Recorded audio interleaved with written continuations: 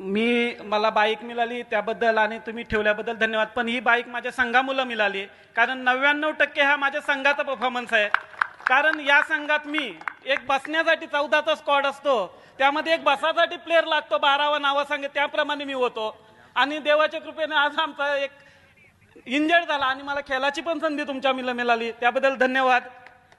तुमचा तो square cut जो तुम्ही मारला चौकार, त्यासाठी तुमचा पूर्ण जो स्क्वॉड होता हे उभे राहिले, नाचायला लागले तुमच्या एका चौकारामध्ये. काय म्हणाल त्या बाउंड्री बद्दल? काय विचार करत होता जेव्हा गोलंदाज बॉलिंग ट्रॅकवर धावत होता, तुमच्यापर्यंत येत होता, त्यावेळी तुम्हाला काय वाटलं होतं त्या बॉलाबद्दल? आणि तसं कट केलं त्यानंतर कॉन्फिडन्स लेवल कुठपर्यंत गेला?